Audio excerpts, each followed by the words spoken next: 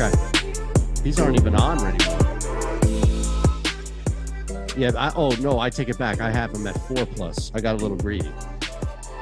But Middleton, like, there should be options. Is Holiday still on the? He's not starting, right? Oh no, I don't think so. Well, I don't know. Yeah. It's just the minutes and like he gets hot real quick. That situation. He only shoots threes. Holiday? No, Wesley Matthews. Oh yeah.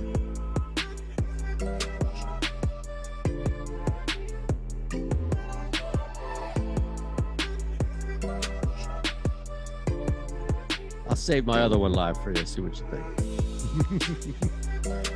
Yeah. Still? Okay.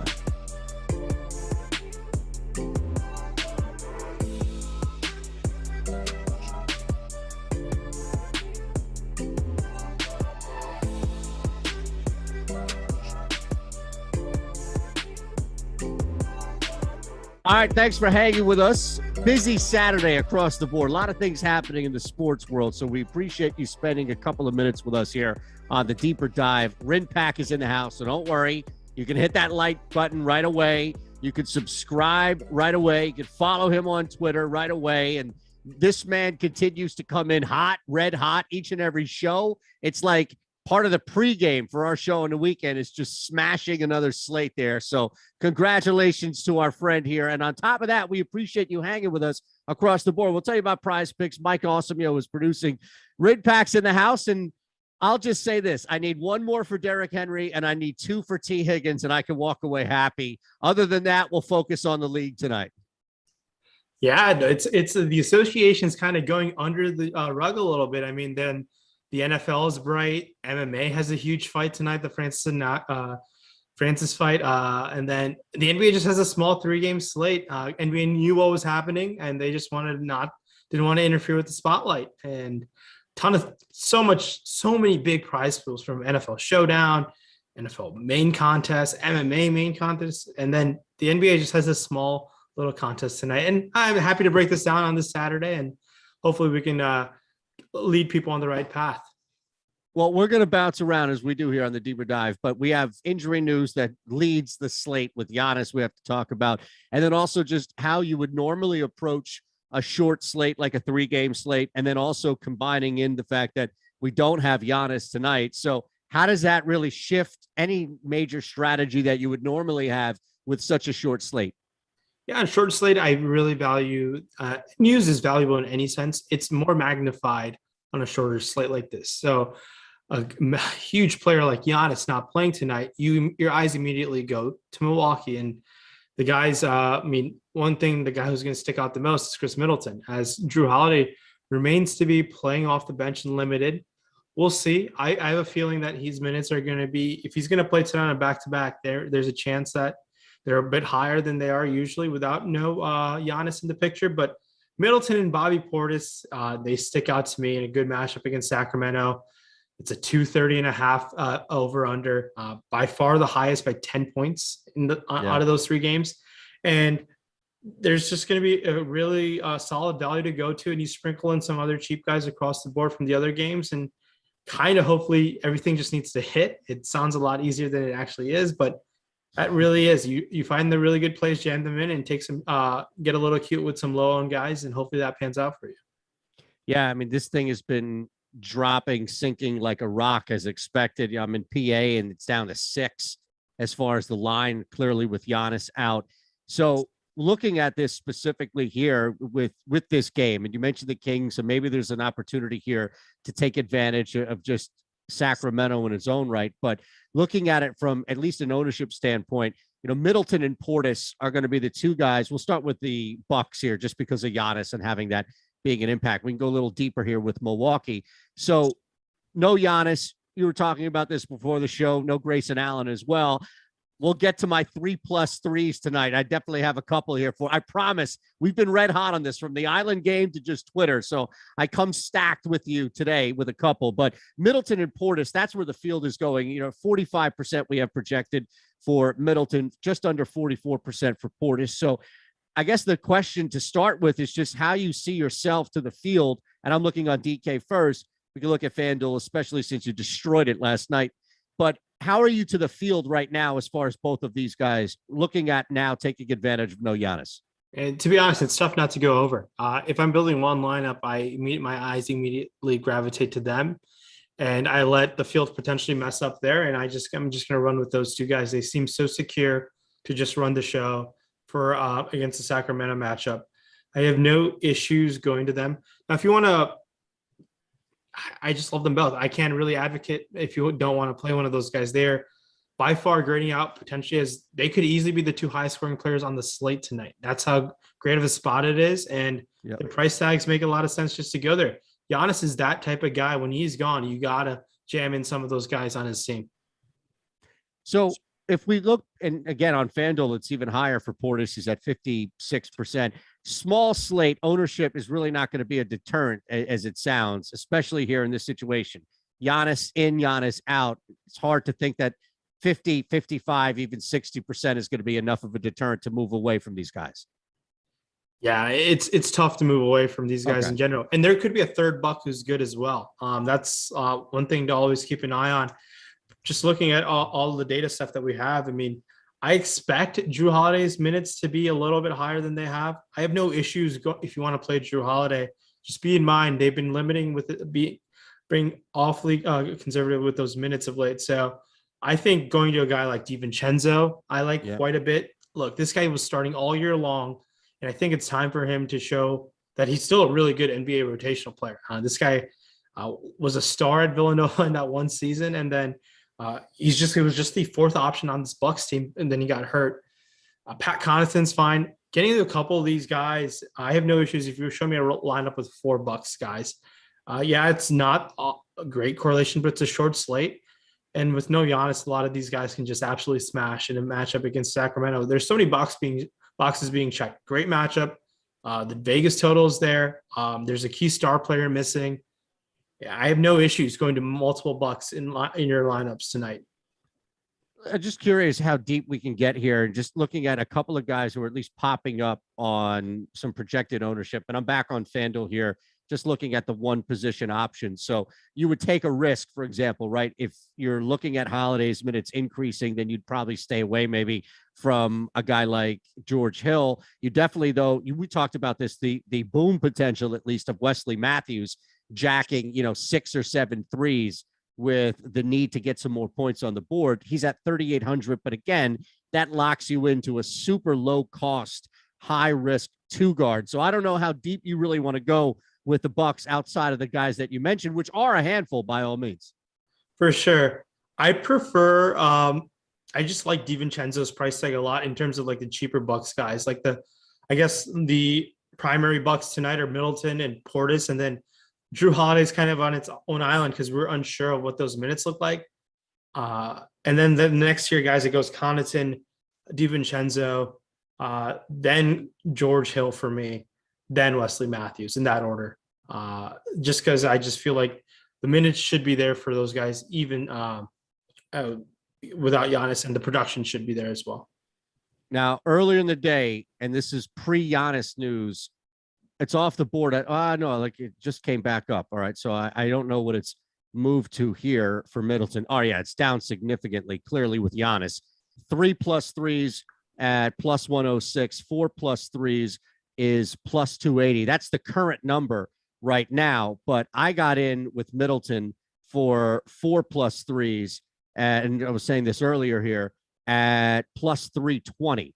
So I just look, he's had a rough couple of games shooting from 3, but he's launching still. We anticipate that it'll take maybe 1.5 to 2 more tonight, simply without Giannis on the floor. If I could get 6, maybe 7 looks, and he's knocking down shots, right? I feel like this would be a perfect opportunity against Sacramento to bounce right back on a shooting night. So that was one of them that I earmarked for you, my friend, was Middleton 4+ threes at plus 320 back.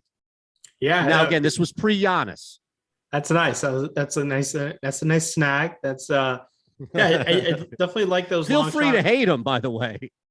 No, I'm about it. You got to have fun with these bets at times, and those are the fun bets. And getting that these type of odds is definitely worth it. If this game stays close, it would not shock me if we see Middleton shoot 25, 26 shot attempts from the field this game.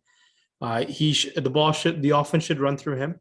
And one thing I do want to touch on, it's very important to keep on the news of what comes out of Milwaukee.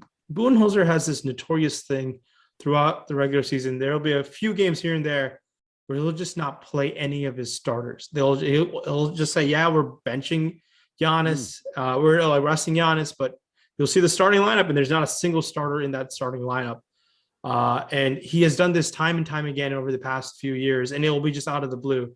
So just proceed with caution just in case. As of now, I fully expect Middleton and Portis to be out there, but there are times where Budenholzer does pull a fast one on us. Well, yeah, I mean, Noir's getting some love in the chat there, and that would be a perfect guy. I think that would be able to take advantage of Budenholzer, pulls one of the old Texas two-steps on us. Sorry, I know you were drinking right there. That was the worst time to go. No, I completely think that's fine. And that's only a play if we see him crack the starting lineup. I do think he's a pretty solid play if he cracks the starting lineup without Giannis, but we'll see who that fifth starter is without Giannis tonight. All right, so let's flip to the other side here. And if we just look at where the field is as of now projected, Holmes is getting the love from, at least on DK. We have just under 25% low cost option here on the slate at the center spot. So let's start there. Fox as well, just a little bit though, less than around 17%. And then we have Barnes sliding in at 6,100 on DK, the small and power forward options, but also in that 17% projected range. So those three guys kind of start with those if you want Rinpack, and we can kind of go a little deeper with the Kings. Yeah, the King side of things, these guys obviously don't have to worry about the defensive force Giannis is as well. So that's kind of a nice bump for them. And then we've seen this team get back some of their guys of late. So they're not as appealing as they once were when there was no Halliburton there.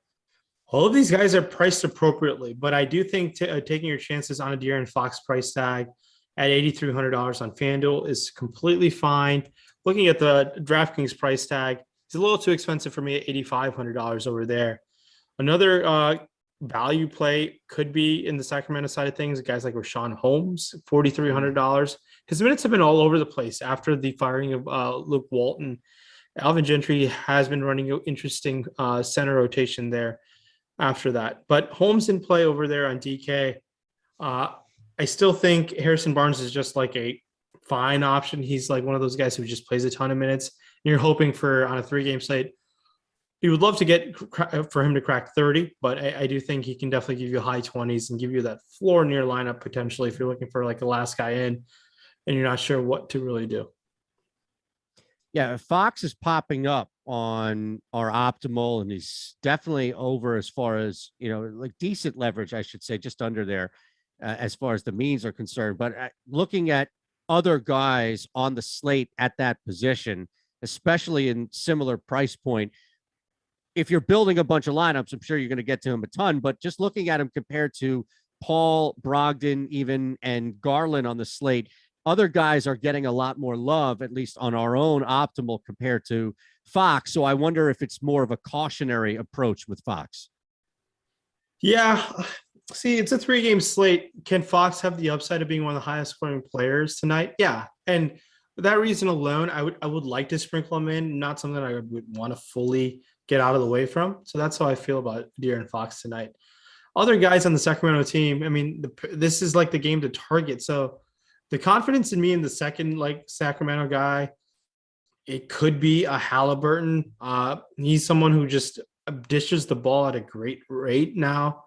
He's coming back from COVID protocols, so keep an eye on what those minutes might look like, but I don't mind sprinkling some of him in. I do think he'll be pretty low on play tonight as well.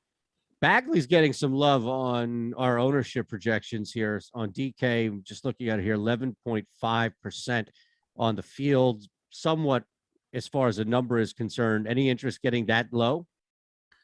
I just think you're just going to be occupied with a Bobby Portis forward position, just like locked up. It's tough for me to go to another Bagley at that price tag. It's been elevated a little bit, and another guy being back in the picture, so the minutes might not be as high as once we were expecting. So I'm shying away from Bagley just a little bit tonight. Not looking forward to going to him that aggressively. 1-3 in 2 of his last 3 games. Over a half 3 was +8, 118. 2 +3s, which is a stretch, was +690. I put a unit to over a half and a half unit, pardon me, on 2+. You mentioned the pacing and targeting this game. So from a betting standpoint, I have a little bit wider of a net to cast here. I just need 1-3 to make this bet work. Yeah, so we did get word Tyrese Halliburton is starting tonight. So okay, I do expect those minutes to look pretty good. Keep in mind they could fluctuate. I don't know what the conditioning looks like. So just I think on a 3-game slate is a chance you can definitely take on Tyrese Halliburton tonight. So Terrence Davis now moves to the bench. He was amazing on Wednesday night. I think you can shy away at this elevated price tag now. He's definitely gone up across the board. He's too expensive right now to consider on this 3-game slate. All right. So anybody else that on that ripple effect with Halliburton that we touched on that goes any deeper? Oh, no, I just think he's a low-owned guy. And if the minutes get in the low to mid 30s, there's the upside for him to paying off for you tonight. So his minutes for me, the range is really kind of far wide apart just because of him coming back from the HNS protocol. So honestly, the only guy outside of Fox, it's Holmes on DK. And then you can pick and choose some guys on FanDuel. It's a really good game to target. I just need to find a way to funnel out which guys to really go to. So I really like Holmes on DK at this type of price tag. The center opportunity cost at center is not all that great, so it can definitely work out for you. Are you any interest in that over a half 3 from Bagley? +118, man. +118. This one is a stretch. I get it. 1 make though in 2 of his last 3 games. So let's take a look at what our projections have him for. How many 3-pointers? Let's look at our projected stats, which everyone can take a look at. They're on our projections page. So Bagley, right? Yes, so Marvin, our projections have him for expected 3-pointers made at 0.62. So they do have him at 0.62 today. Is that a workable number for you? Yeah, you can. I think you can sprinkle something in. You can have some fun with that, I'd say. Now, if you wanted to be aggressive, you could take the 2 +3s. And that's a little +6. That's a bit too aggressive, I think, for a guy like Bagley.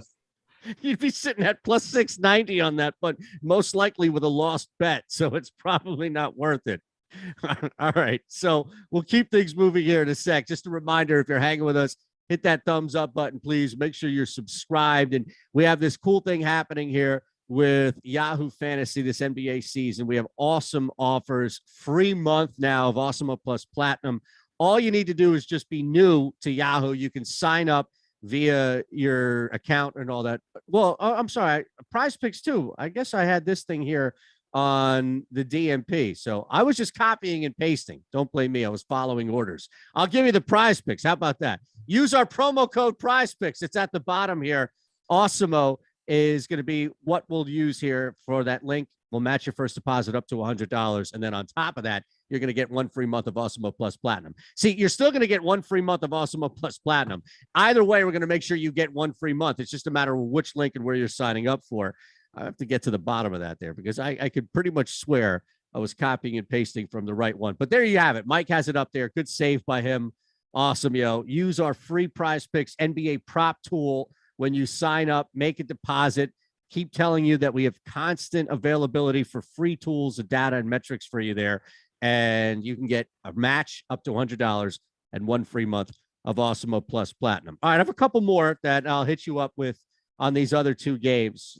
A little aggressive on a couple of these 3s, but I figured you're the man to bounce them off by all means. So let's keep things moving. We have our next game, our middle game on this 3-game slate here. Thunder at Cleveland, far less of a total than what we just dealt with. So blowout factor clearly involved in here as well. Double-digit spread, one of 2 that we have, but clearly Thunder are heavy dogs on the road with what Cleveland's doing. How much are you? Let's start with the Thunder here. Where are you even attacking, if at all, the Thunder?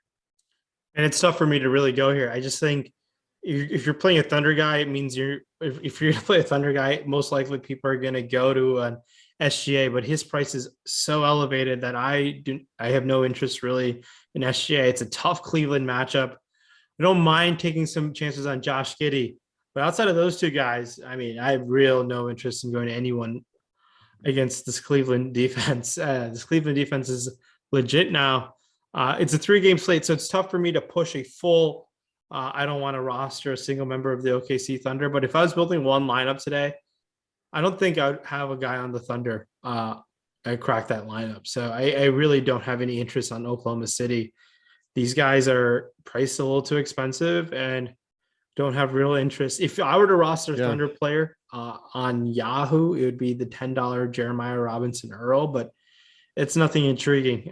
These guys are all priced pretty appropriately. And if SGA has the upside game where he just breaks the slate because he has that in his bag, so be it. I just think the data supports not to really go to SGA, I think, tonight. And you mentioned Giddey, but that was kind of like a reluctant. Yeah, I'm just not that interested on this OKC team at all. There's like it doesn't check any boxes for me. The total's low. You're missing out on better Milwaukee plays, in my opinion. So no real interest on the Oklahoma City side of things. I'm curious, just looking at it from your standpoint, maybe your point of view here, why we have nearly 18% of the field rushing at Lou Dort at 5,300 on DK. And, even Aaron Wiggins, right, getting some love here as a cheap option at just over 10% love as far as ownership on DK. So from your point of view, why is so much of the field rushing to make those mistakes? I don't know. It's about if they're rushing to make mistakes. I mean, it's tough to fully say that that's a mistake play. I mean, these guys do have upside when things work out for them. I just don't think over a long period of time they consistently hit that in this matchup. I just feel like these guys, usually when you're getting somewhat significant ownership on some players like this, it's a 3-game slate.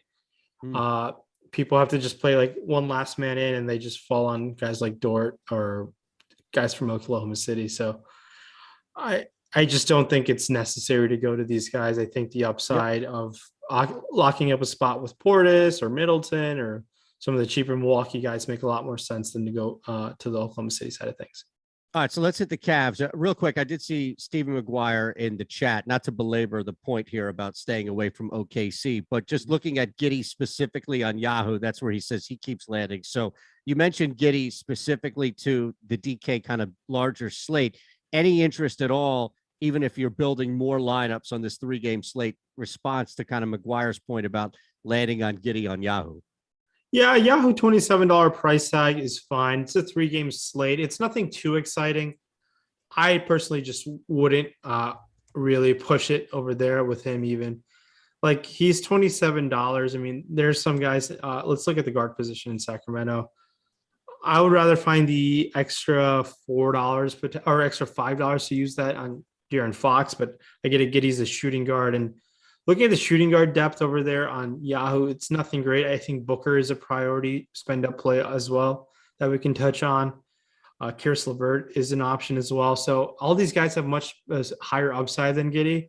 So that's why I'm shying away from Josh Giddey kind of across the board tonight. But I wouldn't fault you if you want to play him. I just think there are better plays that I would rather spend up for. All right, let's look at the Cavs. Bunch of guys here popping up, pretty good numbers on our optimal lineups. And again, we keep telling you all the different ways from PrizePicks to other places where you could take advantage of Awesemo Plus Platinum. The NBA player rankings are free. NHL Top Stacks, UFC Pro Plays. You're going to need that tonight as well. So all those are free for you. So by all means, if you want to follow along with our player rankings, do so. But the Cavs, let's start there. And again, a bunch of guys, you can kind of take your pick here at this point, Rinpack, because a bunch of guys are popping up favorably on our optimal. Yeah, these Cavs are definitely are pretty exciting to go to. I know it's an OKC matchup where they should definitely take advantage of, like, by all means, team total comes in at 111. So guys like Darius Garland are fine. He's earned every bit of this price tag. Darius Garland might be an all-star this year. That's how well. I mean, someone from Cleveland has to be an all-star, right? Yeah. And they deserve at least one player, and it might be Garland.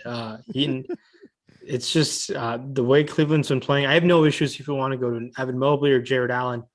And if you want to sprinkle above the field on some of these guys, I have no issues. Kevin Love, 5,100 on DK, 3-point upside. He'd have to be exceptionally well. Obviously, power forward center, prefer Bobby Portis, but on FanDuel where you can roster two, it's a fine play. But I just think targeting the studs, they're kind of big three in Garland, Mobley, and Allen. I like quite a bit tonight. All right, so below that, right, and we'll just try to get a little deeper for people. And if it's just building a bunch of lineups, I mean, you mentioned Mobley, Love, and Garland, right? Those are the top three guys. Yeah, it goes. Allen. In terms of my preference, I really think Evan Mobley, FanDuel 6,600, probably one of my favorite plays on the slate. I can pair him with Portis, which makes things pretty exciting. And so the other guy then to mention, or I guess two that are also getting a lot of love on the field, and 26% we have right now on DK projected for Jared Allen, 7,600 on DK at that center spot. Do you find yourself being overweight to that? Yeah, I think so. I think when all things pan out, I think I'll try to aggressively go to these Cleveland guys, and I would be willing to go over on Jared Allen as well. Okay. Anybody else that, I mean, Markkinen is also actually getting some love here. We have him. Laurie Markkinen just pisses me off. I think this guy you don't want any part. It just pisses me off. He's priced at 6,200 and 5,500 on DK. I'd go to him on DK, 3-point upside. He's just not. He plays minutes, but he's just the upside of him cracking like 40, 45 just hasn't happened much in this Cleveland role. Granted, he's been obviously the starting lineup is working, just running out a trio of towers, and they're all 7 feet tall, right? Mobley, Larry Markkinen, and Jared Allen. And these guys are definitely towering over opposing teams, but he's probably my least favorite Cav out of their starting lineup to go to. So strong underweight to that 25%. We can anticipate that, right? Yeah, that's one guy I would be willing to go underweight on. Yeah. Do you have any long shot capability here? Okoro, I mean, is there anybody that you can look at? I'm just looking at anybody who's popping up on low ownership percentage, but could have some sort of leverage because of their ceiling versus what low percentage of the field is getting to them. Yeah, it's a 3-game slate, and Isaac Okoro is always a gross to roster, but if you want to sprinkle him in, it's okay to go there just because you don't need him on a 3-game slate. You don't need him to put up 30. If he puts up 30, that's fantastic. But even if he cracks 20, low 20s, it could definitely work out for you. So at that type of price tag, the matchup should be fine. And keep an eye on the Rajon Rondo situation. Yep. He is questionable right now. So some extra minutes might open up for this Cleveland backcourt if Rondo were to be ruled out. Yeah, and just go back to Garland real quick because I didn't play a 3 prop on him. I was just looking at his assist prop, and we've seen this, right? 3 straight games, double digits. It's been 6 now, 4 of 6 games that he's gone over 10 assists, technically gone over 11 assists. So it's still sitting. It was at least still sitting at 9.5. And I just figured, look, this guy's on a gigantic roll here. So I took the 3 mentality that we talk about, right? That 3+ bet. And I applied it to the assists here, went a full unit over 9.5. And that was at -105. Thanks to Odd Shopper for that free tool where you can find all of this here. And it's already sorted out for you, including the book where you could just click on and get to. So I took that over 9.5 assists for Garland Rinpack at -105. And then I just a little sprinkle, 12+ assists at +265. Similar mentality, right? Of the 3, if he's getting hot passing the ball, chances are if I can get to 10, there's a good shot I can get to 12. Yeah, I don't know if I would be willing to go all the way to 12 just because I usually do get cautious about blowouts. But if the blowout happens, it could be on the back of 12 assists. So there's the argument on the other side of things as well. I like it. And look, this kid's just been on an absolute roll. So I want to make sure I can take advantage. Yeah, he's been balling. He's been balling. Yeah. It's been fun to watch. Yeah. And Hopefully he gets the All-Star nod because someone on that team deserves it, and it should be him. Is this team for real? Like making a push, not to win the championship or Can they win a playoff series? That's my question. Yes. Like, can they be the Hawks or the Hawks won too? But but the Hawks knocked the Sixers off, rightfully so. Sixers deserve that trash loss. I do think let's just pull up the standings. The 3-game slate. They're sitting 5 right now, 2.5 back. But look, the Sixers are 3 back. There's no significant lead that Brooklyn has, and the Nets don't want to finish atop the Eastern standings anyway because Kyrie's not going to get the shot, and they're better off on the road than they are at home. Yeah, so they like are. I don't think Brooklyn really cares for seeding whatsoever, and they could be all over the place. I mean, if Cleveland has bad luck and ends up with like a Miami or Milwaukee matchup, the first round would be difficult.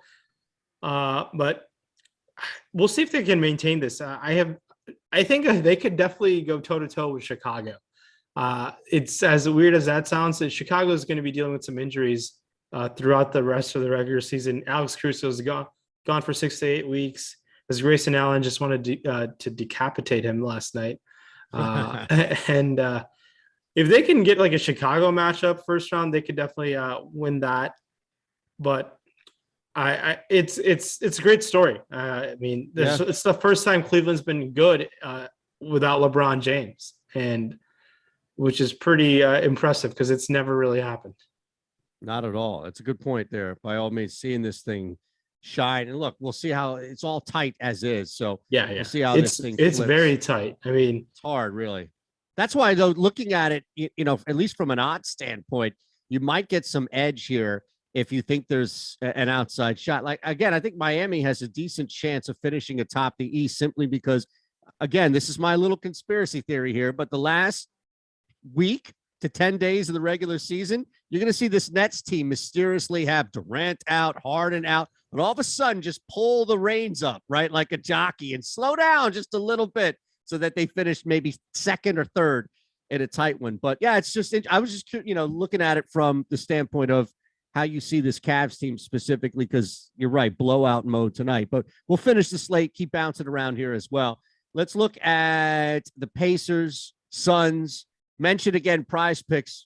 Take advantage of this. Below, we have that link for you, right? Click on that, sign up on that, and make sure. And look, you can also play what we're talking about here. It's over-unders at PrizePicks. It's simple. It's easy. We'll give you $100. You put it $100. We'll match that. And then on top of that, we'll give you 1 free month of Awesemo Plus Platinum. So think of the damage you can do right away building a 3, 4, 5-leg ticket there. And again, you're just going overs and unders, all things for the NBA. You can even play first half.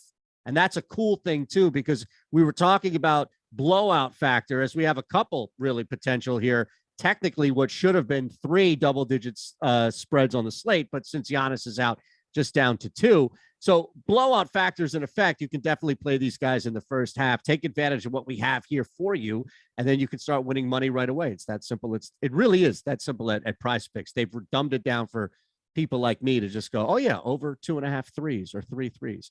All right, let's hit this final game here. And again, AMAC and Terry are coming your way in about 20 minutes or so for live before. Oh, no, pardon me. Greg and Matt live before lock. What am I talking about? The NFL Saturday Showdown is EMAC and Terry. That's later on. So we have a couple of things still happening here. Let's look at the final game. Suns, Pacers. We know Sabonis out, Eytan out. So we have injury news that we're not waiting for by any means. Let's look at the Pacers first. On the road, heavy dogs here. Where can we find some value? Yeah, the Pacers team, one of the more disappointing teams this season. Obviously, injuries and everything. I was looking forward to this Pacers team kind of fully healthy, and they have been the complete opposite of healthy now. These guys are all coming back. Brogdon, LeVert. It's a tough Phoenix matchup, but these guys have the upside to put up 40, 50 fantasy points. So I want to this is where I think I might get different with the field, just being a little bit over the field on some of these guys. Even Goga Bitadze, this guy plays with a chip on his shoulder. And he almost fought his head coach last year in the middle of a game. So I don't think Bitadze is scared of anything. And at $4,700, I like going to Bitadze yet again. At $6K on FanDuel, it's not the worst option to go to. He's going to be kind of own, but I don't mind sprinkling some of him in. Karis LeVert, I prefer LeVert to Brogdon. Brogdon obviously is playing throughout this with an Achilles injury. We'll see what the Brogdon minutes look like heading into tonight. He just hasn't played back-to-back games. It's just been he's been like going into games and has been coming out. He's been kind of like the point guard version of Anthony Davis, and it's been really frustrating to roster him with confidence and not being worried about if he's going to play the whole game.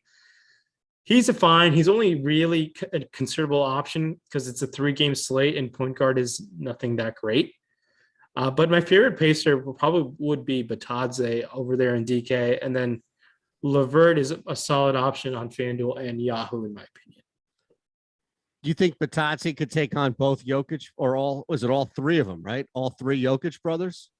You think, with an interesting. I don't know. He's from the I believe the Republic of Georgia, and I was when I used to live in Chicago, I used to tutor kids, and I had a kid from Georgia, and I knew I followed the NBA draft, but he told me Batadze was going to be a star in the NBA. So I had kept that in the back of mind, and I've been waiting to play Batadze for a long time in DFS, and Golden State was a perfect opportunity, but the referees had other plans. I was so pissed that they ejected Batadze that night.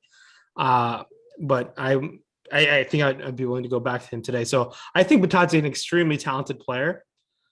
He does definitely seem to play with a pretty big chip on his shoulder. Yeah. So keep that in mind. Not saying no one on the Phoenix side of things is going to get under his skin, but I expect Batadze, if he were to play 36 minutes, he's like a 7K, 8K player. If you were to play those over a long period of time. And I do think now with no Sabonis, no Miles Turner, I think Batadze is going to show why the Pacers drafted him in the lottery, I believe. So I think he's a pretty solid NBA player. And I do think he's I do think he's a very good player. So I'm sorry. I just was looking at it from a comparison now, since we're on this final game, to look back and also take advantage of knowing, pardon me, that there's no Eytan, and we have McGee, who's right there, similar costs, at least, DK. So we have a couple of centers that we've either brought up or now introduced in this combo that are similar range outside of Jared Allen, where you're spending up in comparison to these other guys. I guess technically Bobby Portis could be involved in this here as well, but Batadze, as much as you're high up on him, in comparison alone on the slate to McGee, to Holmes, even to maybe a couple of pay-up options like Allen and then lesser Portis, how much do you think you're still getting to Batadze in comparison to these guys, as opposed to just the field getting to Batadze at about 23%? Yeah, I think I'd be willing to go a little bit over. I just think if it burns me on a 3-game slate, look, he's $4,700 on DK, 6K on FanDuel, where there's a chance where you can play a center guy in Bobby Portis on FanDuel. That's where I would shy away a little bit. But on DK, I think a price tag in the upside for him to give me potentially 30, 33. I know LeVert and Brogdon are coming back. He might not take as many shots, but I do think he'll be involved in some sort of fashion. And barring any double technical foul or staring down or headbutting another player after being posted on, I think he's a fine option to go to. All right, so should we flip to the Suns here as we wind down a couple of minutes, or is there anybody else that you were eyeing here on the Pacers? Yeah, there's no one really else, just because we're getting a couple guys back. I mean, Duarte is priced up on FanDuel, but he's still priced affordably at 5,200. Not the greatest, value play, but Duarte, it's a tough Phoenix matchup. He can start taking some of extra usage with no Sabonis on there. We'll see how that develops over the next coming weeks, because this will be the not the first game, but game since the injury of Sabonis that will get LeVert and Brogdon and a new starting lineup and a new rotation with Batadze playing significant amount of runs. So we'll see what the usage comes out to be. So it's a little bit of uncertainty, but this is where I think you can take advantage of potentially a Batadze and a Duarte, a little lower ownership. I know it's a tough Phoenix matchup, but a 3-game slate, they have the upside to make things work out. All right, Booker getting a ton of love here on DK as far as our projected ownership. Paul coming in there as well as expected. And then McGee we talked about. And then you have the lesser sprinkle, if you will, of Crowder and Bridges. We'll get back to Crowder in a second, for me at least. before we get out of here. But just looking at the Suns, and again, taking advantage of at least the gap projected by the books for Phoenix to run away with this thing. No Sabonis, no Turner. Should be easy, regardless of Ayton being out. Where are we starting here with the Suns? You want to start at the top with Booker and Paul, or maybe trying to find some decent leverage with those lesser-owned guys? Yeah, it's got to be Devin Booker today. I like Devin Booker more than Chris Paul on today's slate. I just think this type of matchup favors Booker a bit more, so I like going to Devin Booker. But another guy who's just been burning everyone has been JaVale McGee. This guy's been awfully disappointing of late. And the recency bias, I do think that people are shying away a little bit. And Bismack Biyombo has been coming in, taking obviously some rotational run from him. I don't mind going back to McGee today at $13, $4,400 on FanDuel and $4,400 on DK. I don't mind it. Just keep in mind the risk of McGee just like not playing as many minutes, maybe gets capped out around 20 and Biyombo plays 20. There's also Jalen Smith involved. Could be a blowout where McGee loses time there. It's a risky play kind of, but it's a good value play where it helps you jam in a Booker, a Middleton, a Bobby Portis. All right, man. Anybody else that we should be sprinkling? Crowder, Bridges, 4,500, 5K respectively. I know Crowder hasn't been shooting the lights out necessarily, but I jumped on him. As far as one more here to leave you with, as far as a 3-play, I had to hit you with one at least in this game, man, before we got out of here. But I took Crowder 3+ at +215. Nobody on the Pacers in front of him. Good opportunity to kind of get your stroke back against this Pacers team. So at 3+, I got him at +215. Interesting. That's I thought it would be a little bit longer for a guy like Jay Crowder at +215, but for 3+3s, you thought it would be higher? Yeah. Well, that may have moved. Let me see. I mean, this was earlier in the day here, and he's at +220 right now. So, gotcha. It moved the opposite way. I got in on the 5 cents higher, but you don't like that. It looks like you wanted a bigger return for that. I did. Yeah, I did. Let's see what our projections team has Crowder for projected threes today.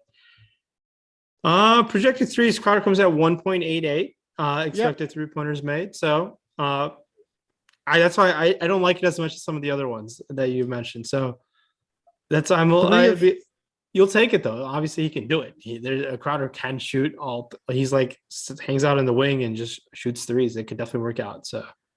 He's hit 3+ in 3 of his last 5, including 2 of his last 3. He's shot the ball actually 50% in those games too. So I just look, it's a risk.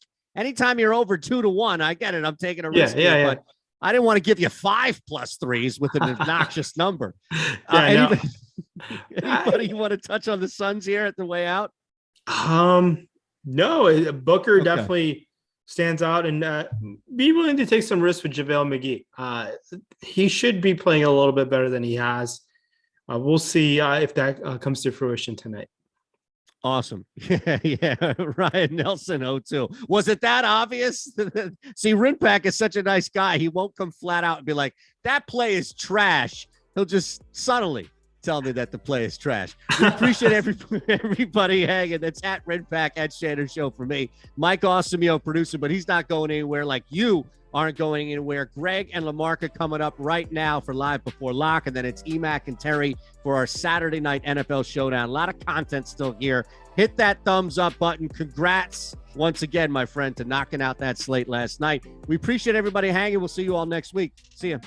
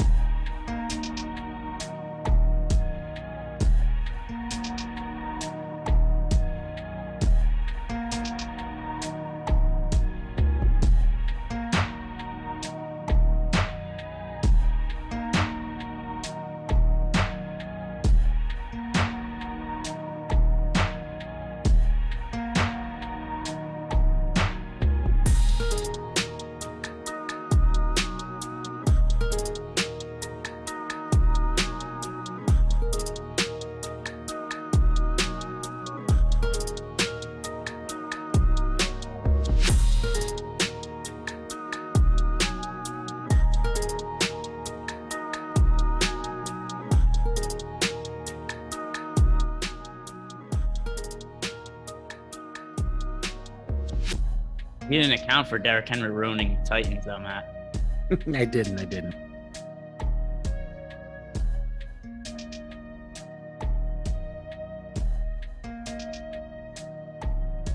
He has like 10 carries for 30 yards or something. It's actually exactly what his stat line is. There's a reason they pay him the big bucks. Oh yeah, those touchdowns. Yeah.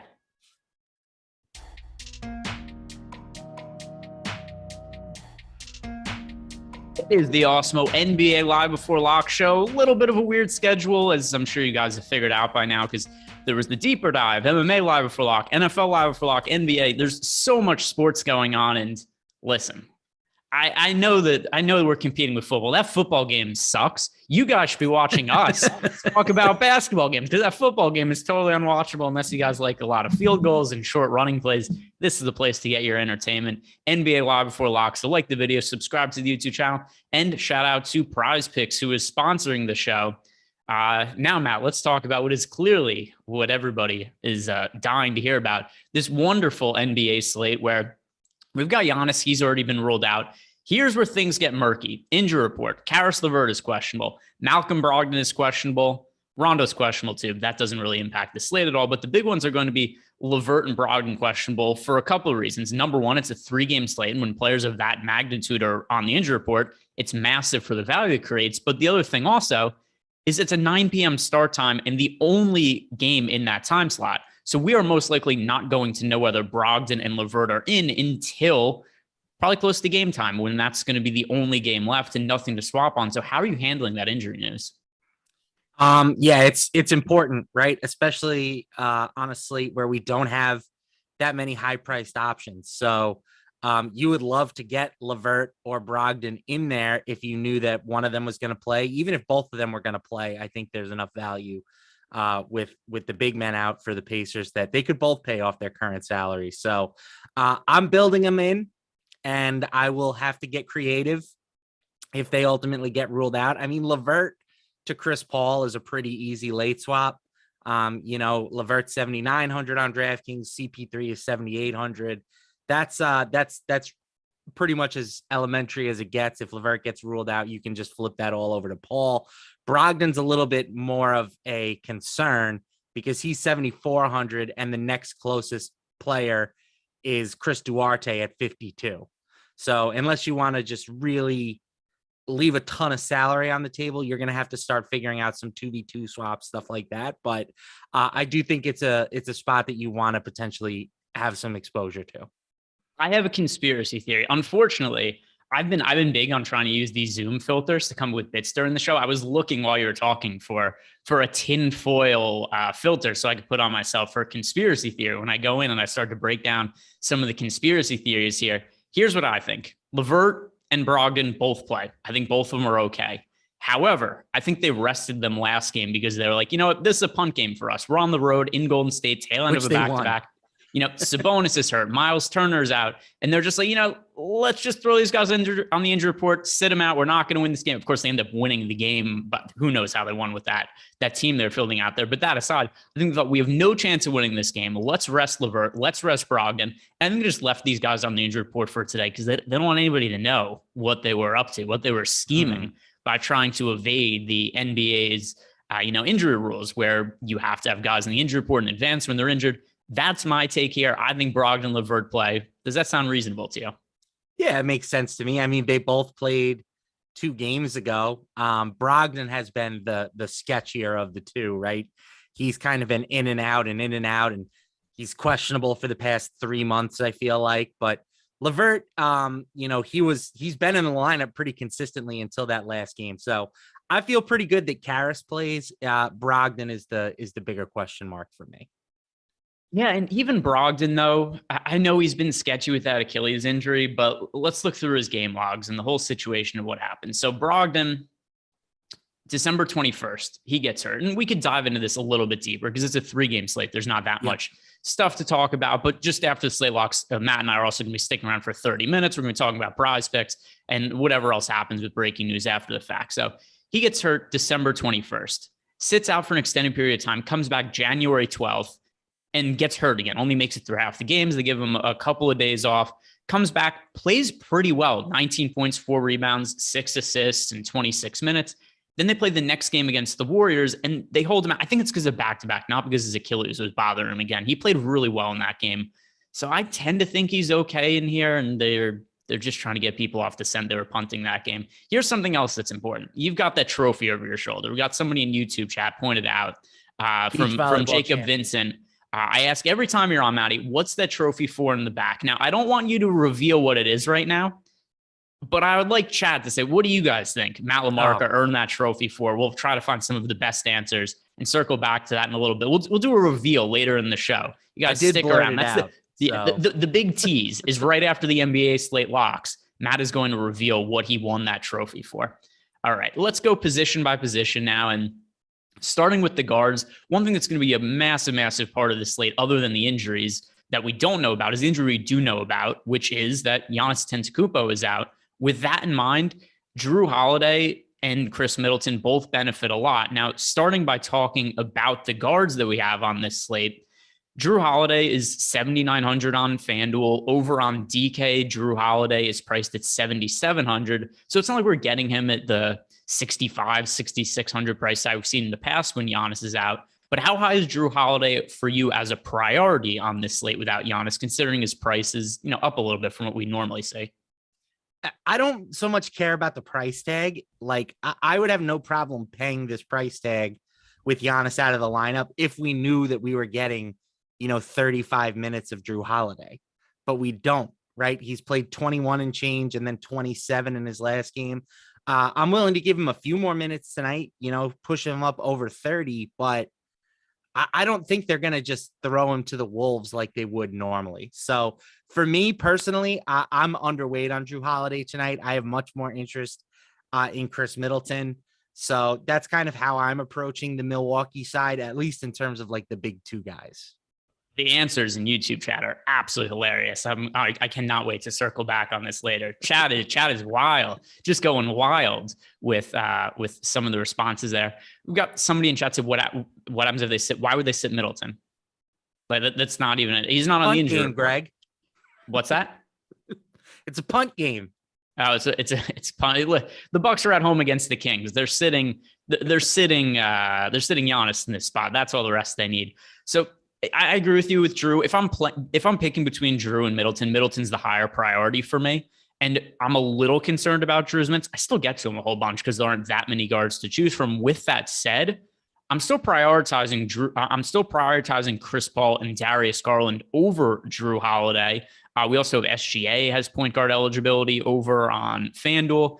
DK, he also has point guard eligibility. So there are guys in that price tier that I'm preferring to him. And my number one priority from the Bucks, or number one M2, is Middleton and Portis. How are you handling some of the other high price point guard / shooting guard options today? Yeah, again, I'm building in some exposure to the Milwaukee guys, particularly Caris LeVert. I like Caris at 7,900. And if for some reason he is out again, it's just very easy to dump that exposure just onto Chris Paul. I think that's pretty easy. I don't have a ton of Darius Garland at 9K. He's been fantastic recently. There's no denying that fact. But 9K, I don't know, maybe it's just a little sticker shock and I'm going to need to get over it.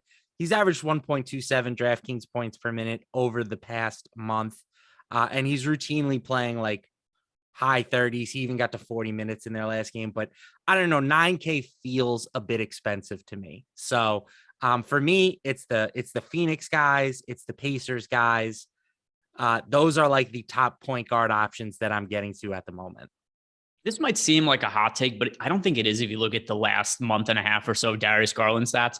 I don't think there's a big difference between Darius Garland's LaMelo Ball and Ja Morant. He's in the same tier to me. He's also Darius Garland, 21 years old. I think that he should be an all-star this year, potentially even a starter in the all-star game. He's been that good this year. And I think that he doesn't quite have the same name cachet.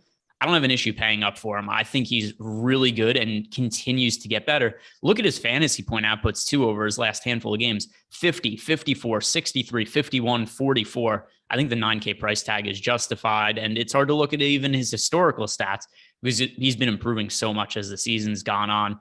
At cheaper options at guard, Is there anybody else that you want to get to save? Who do you want to get to save money on? We've got Pat Connaughton as somebody who's a cheaper guard option today. Dante DiVincenzo, maybe other guys could potentially play extended minutes without Giannis. Where are you looking to save money at guard?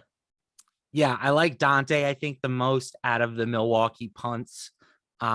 Just we kind of know he's got a little bit more upside, I feel like, at 3,300 in a great matchup. Because that's the thing, right? With the Bucks, it's not just no Giannis, it's no Giannis versus the Kings, right? The Kings are top 8 in pace, and I want to say 27th in defensive efficiency. So they should still they should put up a ton of value. I think it's a team to have a little bit of everybody, right? Like Drew Holiday, I think, is the only guy that I really plan on being underweight on with the Bucks. I'm going to have everybody else in droves. You can also, if you don't feel great about the Pacers situation, there could be some potential targets there. I mean, Jeremy Lamb maybe didn't play as much as we thought he was going to in their last game, a little under 19 minutes. He got to 26 DraftKings points in that time. He's another guy that is just a really good per minute player. So I think there are definitely some guards that we can go to here to get some value, but the Milwaukee players are probably my favorite. Yeah. So I don't know what Tannehill did, but apparently we've got chat. Tannehill, trash AF. Tannehill stinks. So I don't know what's happened in the Titans game, but people seem to be at odds with Ryan Tannehill. They throw another interception. Oh, you're damn right. He threw an interception right after the Titans' best running back, Deontay Foreman, ran down 45-yard run down to the 9-yard line, and then Tannehill throws a pick in the end zone. Oh man, Tannehill has got chat on tilt here. Good for them for getting Foreman back in the game. Something else to talk about when it comes to the Bucks is just by the grace of karma, Grayson Allen is injured, so he's not going to play. So we look at some of these cheaper options on the Bucks, and that's something else. We look at Dante DiVincenzo, who hasn't played that big of a role this year, but keep in mind, pretty significant ankle injury for him towards the tail end of last year. And then he missed the start of this year. They've been cautious bringing him back. I think this could be the spot where we finally see Dante DiVincenzo break out and start to play bigger minutes. How do you feel about his potential minutes upside, considering that not only is Giannis out, but Grayson Allen also out for being an asshole with an injured hip? I want to go out on the record and say that that was just a good 90s foul right there. Oh, no. And he does it once a week. Well, that was the one that I saw, and it's no easy buckets when Grayson's involved. I think that the Bucks, again, yeah, I love Dante tonight. I don't know if I want to pump him up to like 26 minutes, 28 minutes, but even if he plays 22 to 24, I expect him to pay off this price tag pretty easily. So I think, again, he'll be he can do things, right? He's a pretty capable per minute guy. So I don't think he necessarily even needs a huge minute bump to provide value for us. Yeah, and then looking at DiVincenzo's numbers this year, I'll pull them up from a points per minute basis. We haven't seen him play that many minutes this year. Also kind of a little bit of a narrative with the Kings. I believe the Kings had signed him to an offer sheet at one point that the Bucks match, but that's neither here nor there. So far this year, Dante DiVincenzo, point per minute production hasn't been quite the same this year, but it's only been 9 games. We're seeing 18 minutes from 14.5 fantasy points. Look at him last year to really get an idea of what he could do when he's on the court. Last year, 27.5 minutes per game, 25.28 DraftKings points. Now we're also taking Giannis off the court. I think we're looking at somebody somewhere around a points per minute fantasy producer that could play mid-20s minutes. Really strong value play in my estimation here. Any guys from the Pacers that you might potentially want to get to from cheap just in case there is no LeVert and or Brogdon, Jeremy Lamb, any of those guys potentially?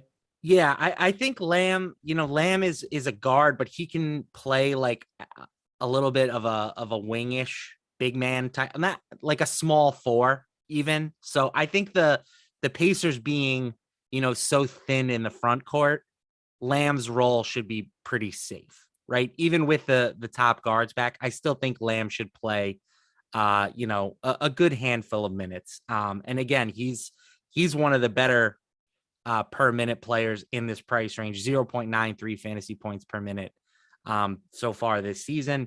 Yeah, I have some Jeremy Lamb. I'm not going overboard with it, but I think having a sprinkle here and there is a good idea. We only have him projected for 6% ownership, so it doesn't take a lot to be over the field on that.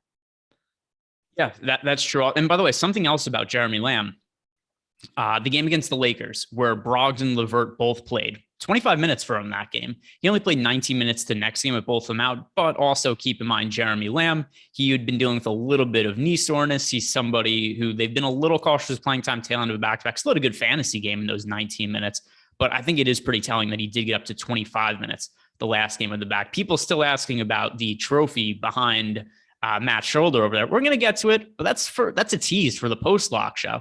That's why you guys got to stick around. The lock is in 25 minutes. But then Matt and I stick around for 30 minutes to talk about prize picks, sweat the games, which we're not going to be able to do quite as much because there's only going to be one game going on. So we're going to need other content.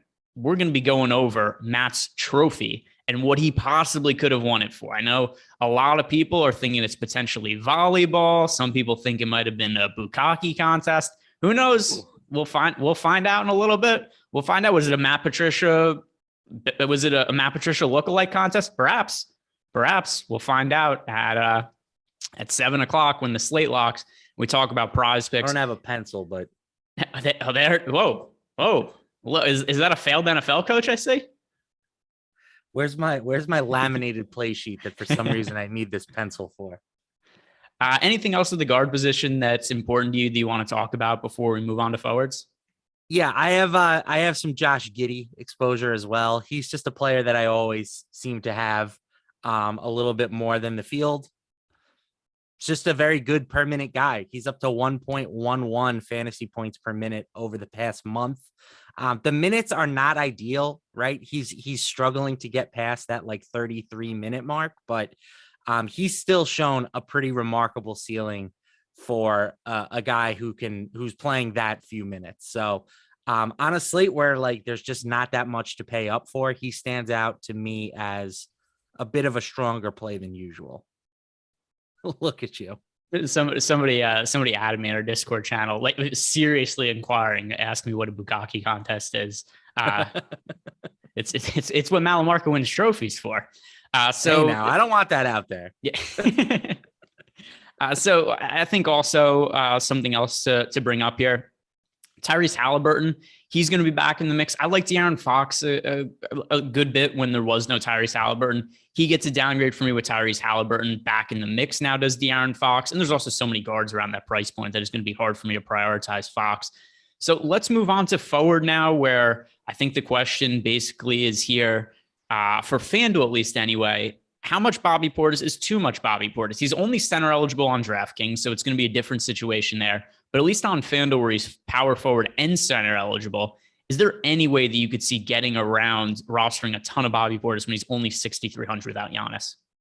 No, I mean you have to have a ton of him. I think the question is, oh my God, a lock button play.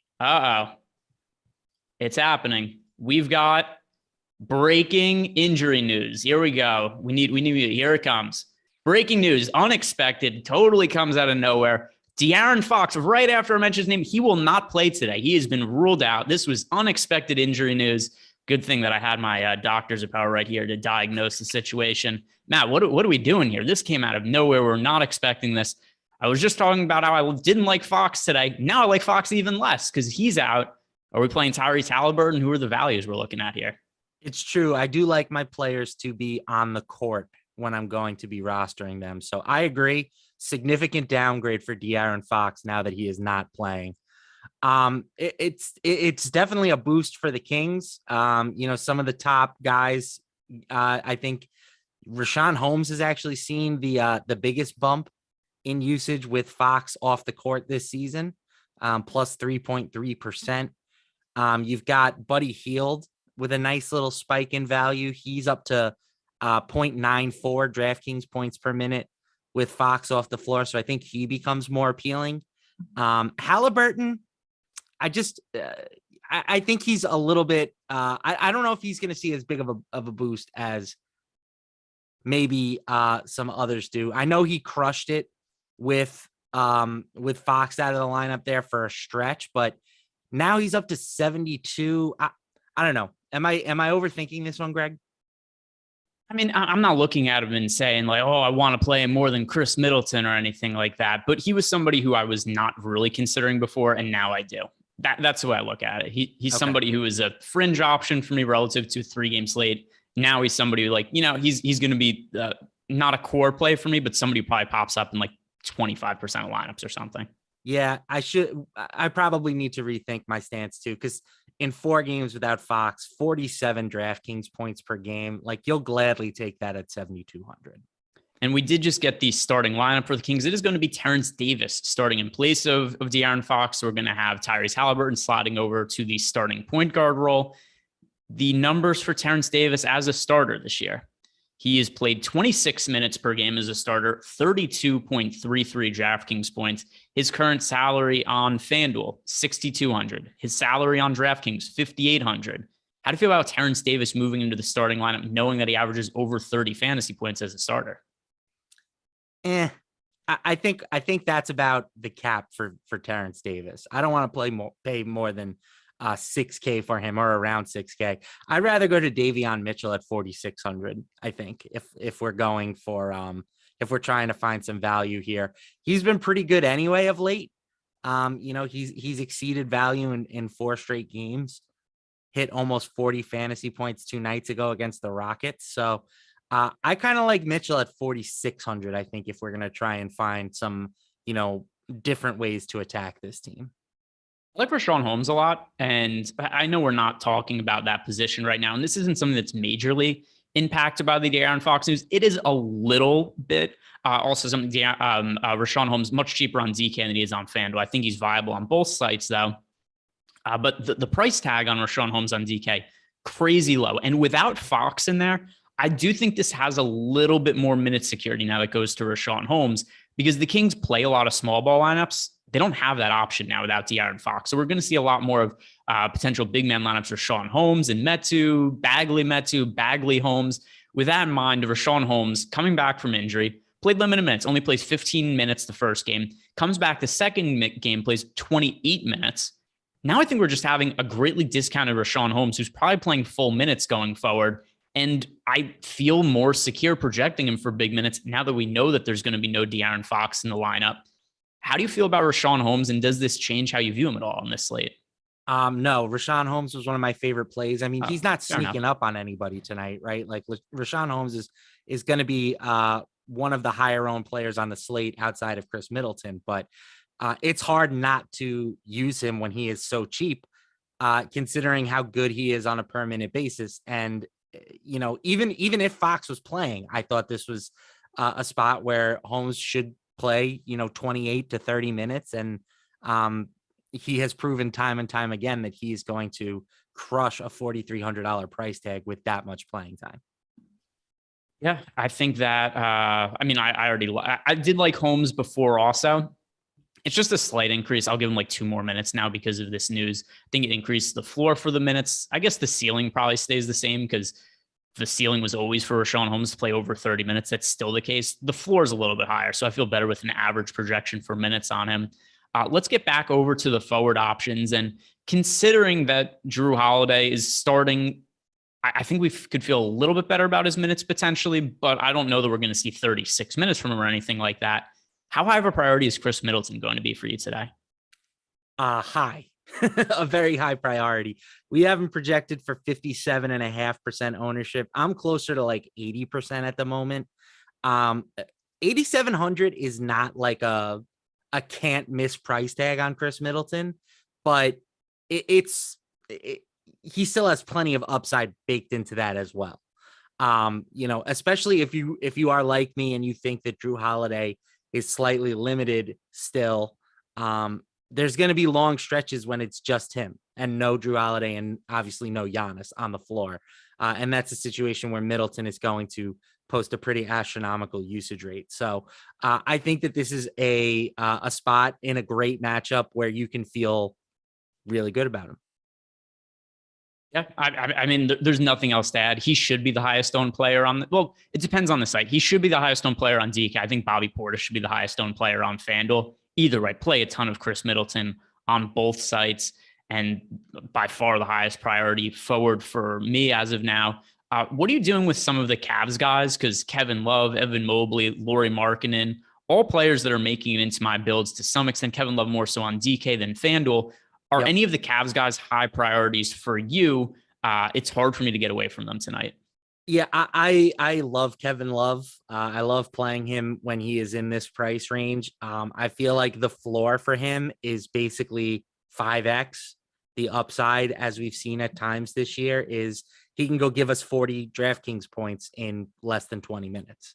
So I love taking a shot with him at 5,100. Then it would be Lowry next. I don't think his upside is nearly as high as Love's, despite the fact that he plays more minutes, and he's coming off a great game in his last outing. But I think that's a pretty clear outlier. But still, 5,500 is a really good price tag for him. And then Mobley would be last on my priority list on DraftKings. Great player, excellent on-court impact for this Cavs team. Legit, rookie of the year candidate, big time defender. Still kind of average as a fantasy guy. Yeah. And also talking about some of these Cavs guys, now bring this over. This is where FanDuel and DK are really different for this particular slate. We have to roster 2 power forwards on FanDuel.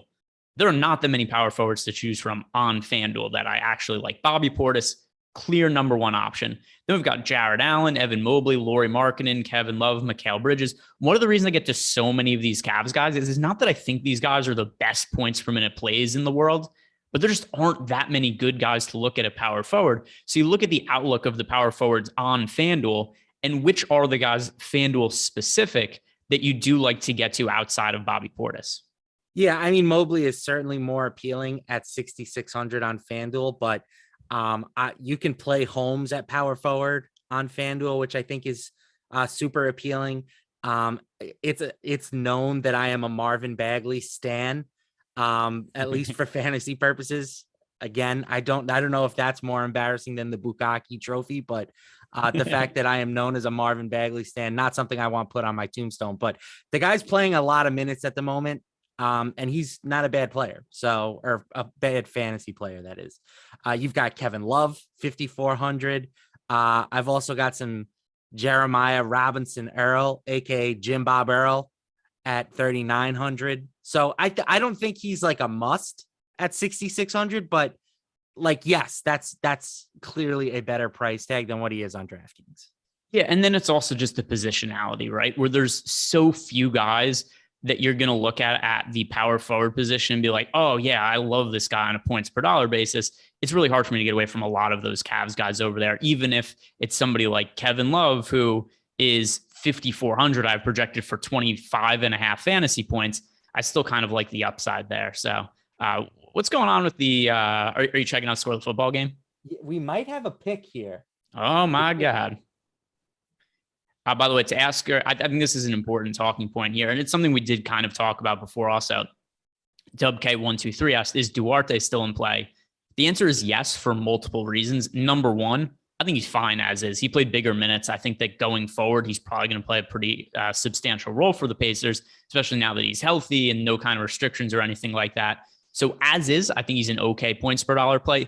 But if you get the chance, the potential that Brogdon and or LeVert are out, I think they're going to play, like I said before, but just the chance one of them would be out, it would boost Duarte a lot. So still somebody that I do think that we want to get some exposure to. 3-game slate. It's hard to ignore somebody like Duarte who has that kind of potential upside. What forwards have we not yet talked about that you are getting to in a good chunk of your lineups? I think we've kind of nailed them. I will have, again, Kevin Love is kind of one of my biggest, differentiating points. And we have him grading out as one of the better forwards on the slate from a leverage perspective. I think Harrison Barnes could be a bit undervalued. We're not going to give him the same kind of boost that we would give Tyrese Halliburton in ownership, even though he figures to get a few extra shot attempts with De'Aaron Fox out. And you can make the same case for Buddy Buckets at 6,400 on DraftKings. So I think that, again, it's tough to get really different tonight. Is it crazy to play Jordan Nwora with no Giannis Antetokounmpo? I mean, he's had some good numbers in games without Giannis this season, but he's 4,700, so he's not exactly free. And I don't know. Is that like a crazy play? Here's why I only have him projected for 10 minutes today. Here's the issue with Jordan Nwora. Some of those other games where he played extended minutes, there was other guys out for the Bucks. They also, Wes Matthews is out for a point in time. I think George Hill was out for a point in time. They had no Dante DiVincenzo there. That to me is the real main one. They didn't have DiVincenzo to go to now. Those minutes are just going to DiVincenzo instead of Nwora. Is it possible that the Bucks just beat the Kings by a bunch of points? Nwora has been a really good points per minute fantasy producer in some of these spots. It's hard for me to project him for those minutes personally, just because Wes Matthews still exists, Dante DiVincenzo exists, George Hill, and it's hard for me to find the playing time. That's fair. Okay. So crazy. I see the opportunity for it. I'm not doing it though, so I wouldn't recommend anybody does it either. Let's jump over to the center position. But first, guys, we do have the PrizePicks show coming up 30 minutes after Live Before Lock. Also, that is going to be the big trophy reveal. What did Matt LaMarca win his trophy for? Nobody knows. Only Matt LaMarca knows. That and so much more coming up right after the slate locks. But also, if you're signing up at PrizePicks for the first time, use the promo code Awesemo. Get up to $100 bonus on your first deposit. Also, signing up for the first time will get you 1 free month of Awesemo Plus Platinum, get access to all of our projections, tools to build lineups, ownership projections, all stuff that's pretty important to me when I'm building my DFS lineups. Time for the centers, Matt. Time to hit on the centers. We've already talked about Bobby Portis. I like him. You like him. Everybody likes Bobby Portis without Giannis. The man. Nothing earth-shattering there. Play Bobby Portis. Here's one of the ones that's a little more difficult for me to figure out. How are you approaching JaVale McGee, who's a really strong points per minute fantasy producer, but super inconsistent? We've seen some big games from him without DeAndre Ayton. We've seen some real shit games from him without DeAndre Ayton. Sometimes maybe good, sometimes maybe shit. That is JaVale McGee. Good or shit today for JaVale McGee? What say you? So here's my question is, why are we so convinced that it's JaVale McGee and it's not Bismack Biyombo, right? Like, as far as the minutes go, McGee played 17.8 in their last game, and Biyombo played 27.9. And as far as per minute productivity, Biyombo's averaged 1.1 fantasy points per minute since joining the Suns. JaVale McGee has averaged 0.86 fantasy points per minute over the past month. Now, if you go over the course of the full season, McGee is at 1.3. So I get it if you want to say that JaVale McGee is a buy low candidate here, as the Tennessee Titans tie up the ball game. Oh, did they? Who scored? I believe it was Uncle Julio. Was it live? Oh no, it's AJ Brown. Oh, okay, yeah, that makes more sense. 16-16. The extra point pending. 15-16. Okay. JaVale McGee, Bismack Biyombo. Yes, right. Yes. I would rather play Bismack at 4% projected ownership than I would McGee at 23.5. I have both in my builds right now. I think it's a good night to go with 2 centers. Even if you want to utilize the power forward center eligibility on some guys, then play 3 centers. But I think Biyombo, like from a ownership perspective, I don't know. I think that the field might be kind of overlooking him tonight. I dig it.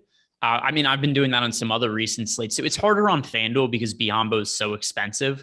I think that on DK, though, where he's 4,200 and JaVale McGee is 4,400, it makes a whole bunch of sense as a pivot. I'm on board with you there. On FanDuel, though, we've got McGee at 4,400, Biyombo all the way up to 5,000. Do you see a realistic upside in Biyombo when he's priced all the way up to 5K? I mean, I don't want to say that it's that he has no upside at that price tag. I mean, again, 2 games ago, he went for 37.5. And he has been over a fantasy point per minute this season. I would rather play JaVale on that site when he's, a little bit, the price gap is a little bit steeper, but I don't think that you can say that he has no ceiling at 5K. I don't know that no ceiling would be the right word. I think an unrealistic ceiling would be my real preferred wording of choice, because I don't think he's going to go out and play 30 minutes. And I know, to your point, he's been a 1.1 fantasy point per minute producer this year. A lot of that has to do with Chris Paul also. Chris Paul, I mean, you give Chris Paul Chris Paul could feed me alley-oops. I'd figure out how to dunk when Chris Paul is my point guard throwing me lobs. And I certainly think that's helped Bismack Biyombo's production. He had that game 2 games ago against the Spurs, shoots 8 of 10 from the field. But historically, Biyombo's not been a terrific points per minute fantasy producer. It's hard for me to think in 24 to 26 minutes for Biyombo that he's realistically going to score, 30 plus fantasy points. So I like the DK price tag on him, especially as a pivot off of JaVale McGee, less so on FanDuel. Who are the other centers that are catching your eye for this slate? I mean, you have to love Gotka Bakaze. The guy became the Pacers' focal point in their last game. He was dropping dimes. He had 5 assists. I do think that the Pacers being a little closer to full strength does hurt him a bit, but certainly at 4,700, he can return value with no Domantas Sabonis and no Jared Allen. Miles Turner. He's 1.14 fantasy points per minute over the past month. I think he's my favorite of the group when we're talking about the value centers today. I like him a little bit more than the Phoenix guys, just because he's kind of their dude, right? And I know you've got Isaiah Jackson, who is also been very impressive, and we kind of shortchanged him, who at forward, he's got power forward eligibility. Don't hate him there at all, but the playing time split is pretty drastically in Batazi's favor, right? The appeal for Jackson is that he is really good on a per minute basis. We're still expecting Batazi to see the vast majority of the center minutes, and I think he is just a good fantasy producer. So it's I would say Rashawn Holmes 1, but then Goga 2. Yeah. So for me, in talking about Isaiah Jackson, I really like Goga. Goga was on pace to absolutely destroy last game. And on a points per dollar basis, he did anyway. But I mean, he would have had a crazy, crazy ceiling game if it wasn't for the ejection that he had in that game against the Warriors. But now I'm going to pull this into the Isaiah Jackson. There's some upside of it on Isaiah Jackson, way outside chance of it happening. Here's the issue. That game against the Golden State Warriors, Isaiah Jackson, even with Goga fouling out and getting ejected and the game going to overtime, Isaiah Jackson played 19 minutes. I played a lot of Isaiah Jackson on that slate and came away just feeling like I got lucky. That was not a good play that worked out in hindsight, because if I thought he was going to play 19 minutes in a game that Goga got ejected and went to overtime and Isaiah Jackson started the overtime, I'm never playing him. It's hard for me to give him a lot of minutes. If you're playing 5, 10 lineups, don't play Isaiah Jackson. If you're playing, 150 lineups, I think Isaiah Jackson's worth a few shares. But once again, I'm kind of skeptical on the minutes. I do really like getting to Goga, and I don't think Goga is popular enough either. Even on FanDuel, where he's a lot more expensive, I still think Goga is a pretty viable play on a points per dollar basis. 17% ownership, 6,000. Goga played 31 minutes last game, scores 32 fantasy points for FanDuel, over a fantasy point per minute. As long as he avoids foul trouble and doesn't do something stupid and get himself ejected, we could be looking at 35, 36 minutes from Goga. I will say, apparently, did you see Gary Payton mocking him? Apparently he has very bad dandruff. That's a known thing? That's a known. I mean, I didn't know that, but I'm usually up on my stupid gossip. I didn't know about that though. Yeah, they were scratching their head, taunting him. I don't know. Maybe I got trolled, but that's what I heard somebody saying. And now that's just something that will always stick with Goga for me. Interesting. Is that something else? I hope your trophy isn't for best dandruff in New York, in the state of New York. That's not what I do have great hair. Great. Okay. Yeah, I knew that much, because even though LaMarca is always wearing a hat, we're talking about a man with a good set of lettuce, kind of akin to our guy Laffy. LaMarca, Laffy, pretty good head-to-head hair combination. All right, we're coming up on lock in about 1 minute here. Guys, don't go anywhere. Like the video, subscribe to the YouTube channel. We're going to be sticking around for another 30 minutes talking about PrizePicks, and a big trophy reveal is coming. Any final thoughts you want to have on the slate before we head into lock here? Yeah, I think, again, give yourself some outs with Indiana. I think you're going to want some of that LeVert Brogdon exposure. And if it doesn't work out, you can hit the pivot, but I think that you want to build some of that upside for Indiana in there. You know, you're taking out Sabonis and Turner. That's a lot of shot attempts for those guys if they suit up. So on a slate without a lot of star power, make sure you're giving yourself that out. I have a question I don't really understand. I understand the concept of it here, but Tank Forever asks, would you play Goga over Harrison Barnes on FanDuel? I don't understand how it's a 1v1 how it's a 1v1 discussion. Goga, one is a center, and does Goga Goga have? Yeah, Goga no, he only doesn't have power forward eligibility. Yeah, so. Goga only has center eligibility. Harrison Barnes is small forward, power forward. I have Goga projected for more fantasy points to answer your question, but I just don't really understand how that's a 1v1. Maybe he's playing a single game contest, and that's just a decision point he has. That has to be it. Play Goga instead of Harrison Barnes. Do you agree with that? Yes, sir. All right, cool. Time for lock then, which means we're going to talk some prize picks, guys. We're going to sweat whatever NBA games are going on, whenever that happens, whatever situations with there. Injury news, we'll be hitting on that as it comes out. Prize picks, if you're signing up for the first time, use the promo code Awesemo. Get up to $100 bonus on your first deposit. Now, Matt, you know what time it is. Grab that trophy. We're going to do a little trophy reveal. I'm also going to scroll back through the comments and see some of the best answers that we got here from the question I asked, where people were trying to guess what they thought it was that Matt LaMarca got his trophy for. So anybody who's watched these streams before, LaMarca has a trophy behind him, a big trophy. This is a trophy that he won. Oh, it is. I didn't realize the trophy is the medal. I don't know if you can hear me right now. Is the medal for something separate? Different thing. Different thing. Oh, so a trophy. Same thing, different year. Look at the accomplishments on this guy. A trophy and a medal. I have to scroll back to find these. I hate to ruin your big reveal because I did yell it out. Oh, did you? What the trophy was for? So here's an issue also. Is that because of the way the YouTube chat works, all the comments from before are gone. So I can't even read what they were for. Some of them were really funny. The ones that I enjoyed the most was that it was from a Bukkake contest, and one, it was a Matt Patricia lookalike contest, which as we know, Matt LaMarca, a ringer when it comes to lookalike Matt Patricia. But some of the other ones that we have right here for youth soccer trophy, synchronized belly flops, underwater basket weaving champion, spelling bee trophy, saxophone trophy, golf, bowling, poker, Emax saying awarded for pushing P, which Emax still thinks is an accomplishment for passing a kidney stone. Let's see what else. Hot dog eating contest. I do think participation trophy. This is a good one. Matt LaMarca. Trophy for dancing with the most girls at the 7th grade dance. Is that what it's for? No, sir.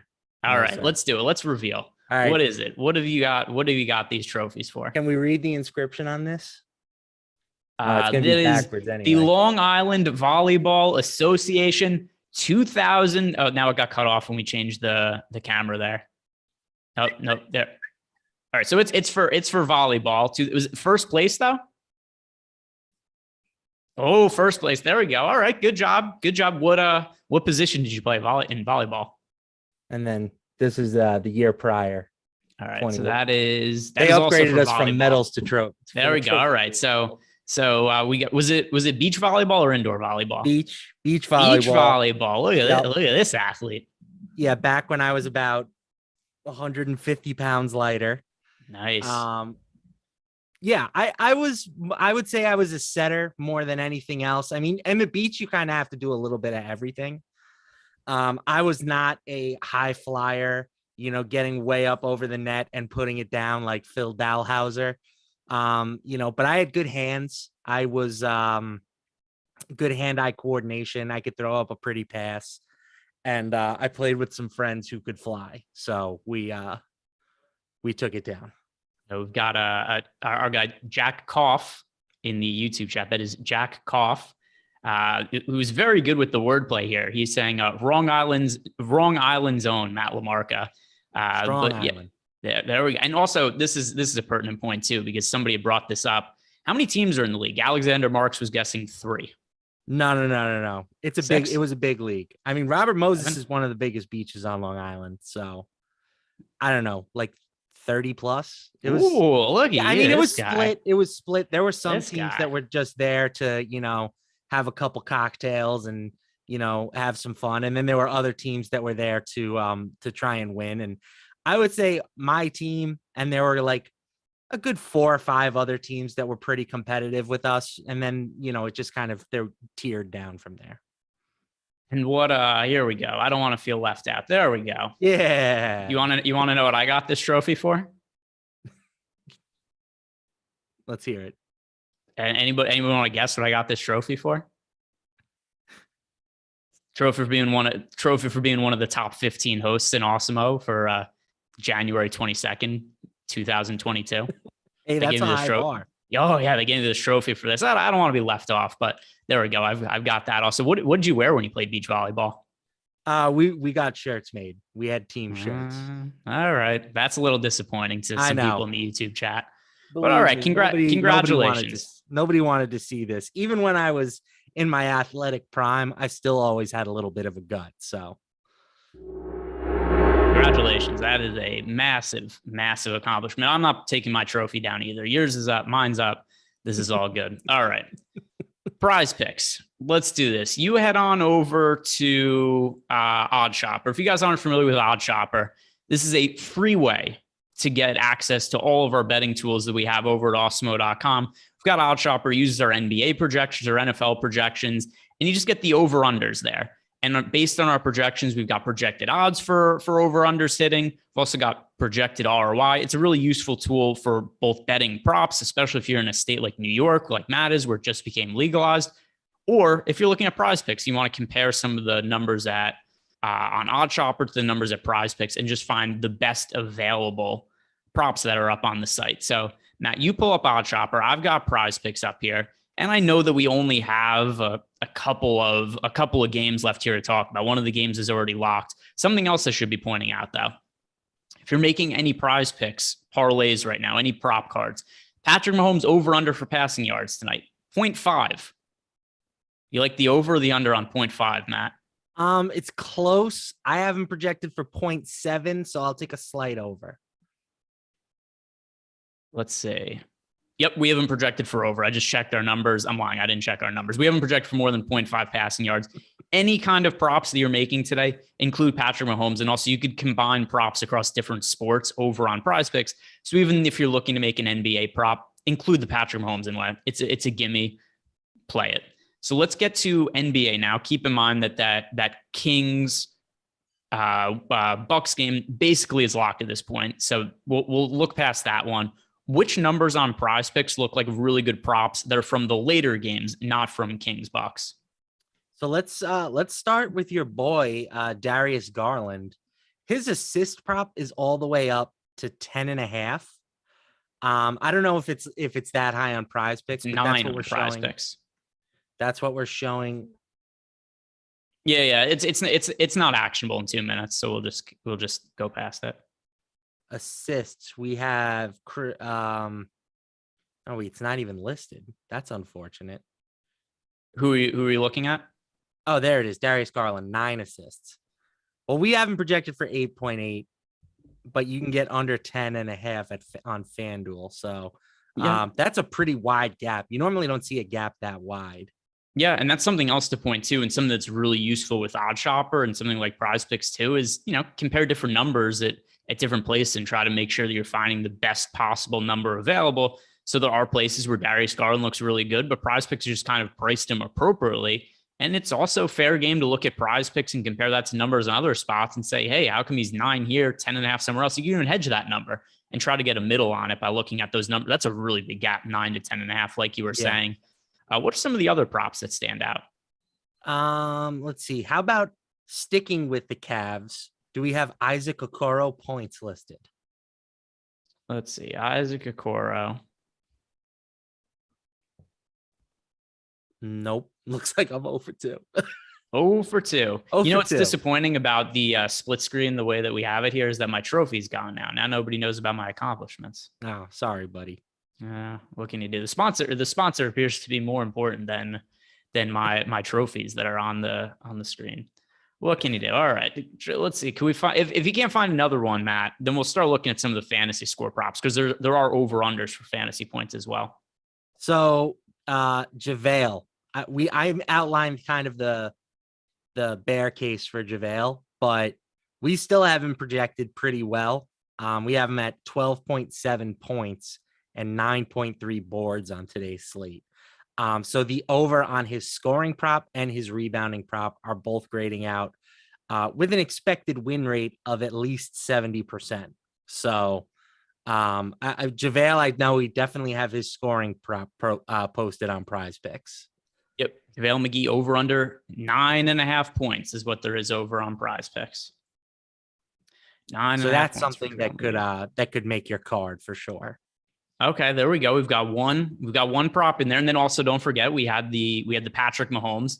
Any change of opinion? You're still like over 0.5 passing yards for Mahomes. I'll still take the over there. Okay, I dig it. We got Patrick Mahomes there. We've got JaVale McGee. Find one more for the people. One more. How about my guy Josh Giddey? Okay. We know that Josh Giddey can do a little bit of everything. His rebound prop right now is set at 6.5. I think that is too low for Josh Giddey. We have him projected for 7.5 boards. So that's a pretty decent little gap there. Expected win rate, 62% on Odds Shopper. Give me Josh Giddey over 6.5 boards. All right, so we've got a prop card up there. Patrick Mahomes over 0.5. That's the one I feel best about. I'm going to take, so here, we'll allocate these differently. I'm siding with Patrick Mahomes over 0.5. You'll take the JaVale McGee and Josh Giddey props. At the end of the day, we'll look back on these and we'll see who's better at picking props. But all three of these, I think, are decent enough ways to look at. As you guys could see also, different ways to play these props. There's the flex play. There's the power play. Honestly, if you do the flex play, this is almost like pretty close to a lock because you do the flex play, you only have to hit 2 out of 3 to make back money. So you only need the McGee or the Giddey one to hit because the Patrick Mahomes one, that was my pick, and my picks are always going to win. I like Patrick Mahomes for over 0.5. Feel very confident about it, my lock of the night. So that is something to go with. It's a great pick, Greg. I wish I had thought of it. Thank you. Also, something else about PrizePicks is they have recently added blocks and steals. They only have a couple of players up here, though, for today. SGA and Evan Mobley for blocks and steals. Free throws made, which Eric Lindquist, who is not here, he loves looking at the free throw props. But blocks and steals, that's new. So is points plus rebounds plus assists. Let's look at some of the fantasy scores because that's something else we haven't really taken a look at. There aren't that many players available, unfortunately, to look at because the Pacers players are all off the board because of the situation with Malcolm Brogdon and Karis LeVert both being questionable. I saw some people in the chat asking us, are they playing? Is LeVert playing? Is Brogdon playing? My assumption is yes. They're both officially listed as questionable. So just a guess on my part, an educated guess that I think they're going to be playing, but we don't know that for sure. Something that we'll get an update on later. Fantasy points. Any of these players really stand out to you from a fantasy point over-under perspective? We've got a bunch of Suns players to choose from, got some Cavs players, from OKC players, but once again, we've only got, 12 players to choose from. Not a lot of options.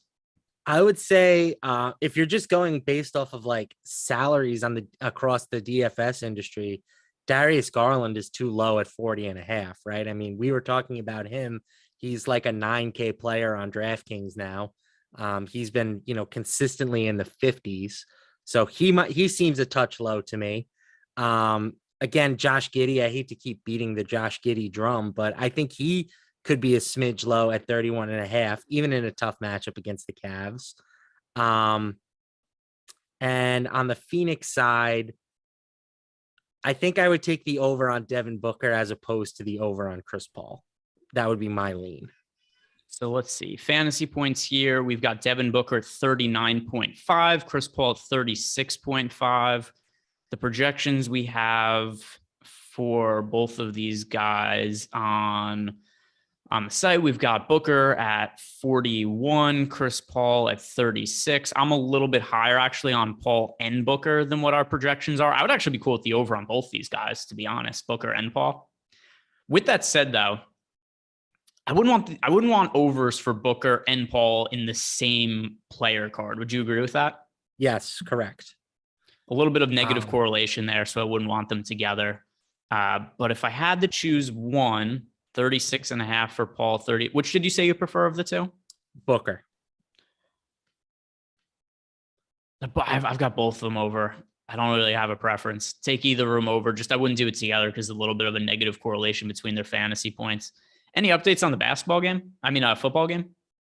The Titans had to punt it back, or the Bengals got the ball back, I should say. They're at midfield, 1st and 10. I've got UFC on my second screen. I care way more about that than this dumb football game. I know you've got your bet on the Titans, so I'm rooting for the Titans just because of that. But let's see, where do we have?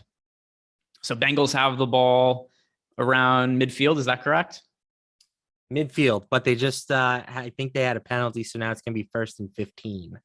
How many times has, by the way, Derrick Henry has been absolute crap this game. How many times has Joe Burrow been sacked now? 8, I think. Jeez. I did not realize that the Bengals offensive line was this bad. Jeez. So listen to this game for Derrick Henry. 18 carries for 59 yards. Deontay Foreman, meanwhile, 4 carries for 66 yards. Foreman has 7 more yards than Derrick Henry on 14 less carries. You love this. How many points would the Titans be up if Derrick Henry didn't play today? You love this. It's how many would they be up by 30 now? Called them 40? Their best running back. 26? What's a fair number? Yeah. I think it'd be about the same. Yeah, probably. That's really. Oh, actually, this is a funny comparison. We've got Paul Kang saying Henry put up the Eddie Lacy line. Yeah, you know what's funny though? This game's going to go to overtime. Then Derrick Henry's going to have an 80-yard run to start overtime. So be like, hey, look, Derrick Henry, great fantasy game. Also, by the way, as I'm sitting here poo-pooing on Derrick Henry, my most rostered player on the 4-game NFL slate is Derrick Henry. So don't think that I'm not also making fun of myself when I make fun of Derrick Henry. Let's see. Getting back to PrizePicks. Let's look at some of the points plus rebounds plus assist numbers. There's a little bit more on the bone there. This one's JaVale McGee. We were talking about just his points before. I think there's a little more security in going to the points plus rebounds plus assists. 18.5 seems like a fairly low number for all 3 of them combined together. Yeah. I mean, when I bet points, rebounds, assists, I want guys who can fill up those 3 categories. I'd rather just go with a points rebounds bet for JaVale McGee because you're getting nothing in the assist category, but I agree that it's a low number, right? I mentioned we have him projected for over 10 boards, I want to say, and or close to 10 boards and 12 points. So that's enough right there to get you over 18.5. Yeah, I have him for 13 and 11, and I don't know. I think I feel a little bit better about the over for points plus rebounds assists than just the points. There's just more ways for another sack. Yep. Oh, buddy. That is so let's see. Who's leading the Titans in sacks here? Is there anybody with a ridiculous amount of sacks? No, there's just a bunch of dudes with 1 or 2 sacks. This are all over. The guy Simmons has been a pretty consistent terror, I feel like, in the backfield from what I've seen. So so Bengals punt the ball to the Titans, one final drive, get the weight of the world on Ryan Tannehill's shoulder. We got to start with a draw to Derrick Henry though. All right. What is your prediction for this drive for the Titans? How does it end? I'm going to call game-winning field goal. Interception by Ryan Tannehill, and then the Bengals settle for their millionth field goal of the game to win. Okay. That's gonna be my. I have -2.5 actually. I took it very, very early once the game was posted. Look at sharp Matty. That's what he really got the trophy for. Got the trophy for beating the lines. There it is. 2013 line beater. Meanwhile, watching the UFC fights, if you guys rostered Jasudavicius against Hansen, she's off to a good start in this fight. Let's look at. Actually, I'm kind of curious. What are some of the MMA lines? There's just not that much talk about when it comes to NBA. I wish we could sit here and just talk I'm going to about pull up the ownership from the early game while you do that. Yeah. Go ahead, do that. Bring up some of the ownership. Also, let's see. What are some of the stats from the game that's ongoing? We've got the Kings up 12-10, 5 minutes into the first quarter. Your love affair with Marvin Bagley might end today, Matt. He's got a whopping 0 fantasy points. Tyrese Halliburton, 5 points, 2 boards. Harrison Barnes, 5 points, 2 assists. Those are the 2 high men for the Kings. Over on the Bucks side, no surprise here. Chris Middleton, 5 points, a rebound, and an assist. He is the top fantasy producer for them. Drew Holiday, 2 points and a rebound. Just not that much action, though. Only a 12-10 game right now, so fairly low scoring. Terrence Davis might be making me look stupid tonight. Terrence Davis. And by the way, a lot of guys with zeros in the stat line. George Hill, nothing. Marvin Bagley, nothing.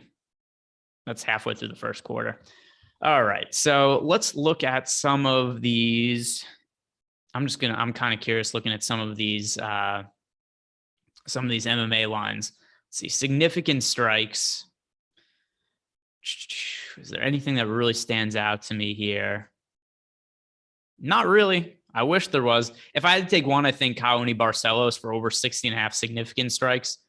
That's not a bad number. Brandon Moreno for over 69.5 significant strikes. I don't mind that number either. Brandon Moreno is super, super durable. I guess the one concern would be that, I don't even think it's that realistic that Figueiredo finishes him. Brandon Moreno has always been really tough and hard to knock out. Also, Figueiredo, pretty sketchy gas tank. So I'd say of all the numbers on the board, I feel best about over 69.5 significant strikes for Brandon Moreno, over 60.5 for Kaoni Barcelos. Also, a little bit of concern that he just kind of grapples a lot in that fight and it doesn't play out on the feet as much.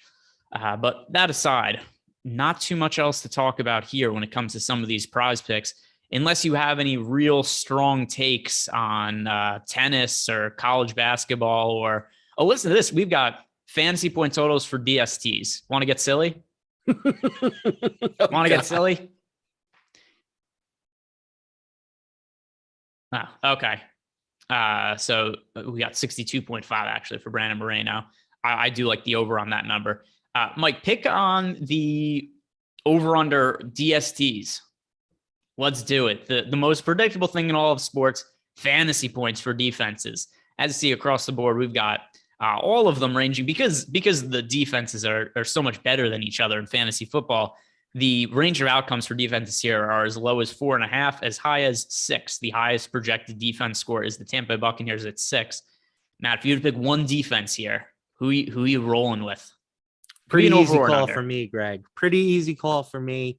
49ers defense over 4.5 points. The 49ers are going to beat the Packers tonight. You've heard it here. You've heard it. There have been some sharp people that have started to come around on that take. The Packers, to me, are just they've become incredibly overvalued. When these two teams met earlier this season, San Francisco was 3.5-point favorites at home.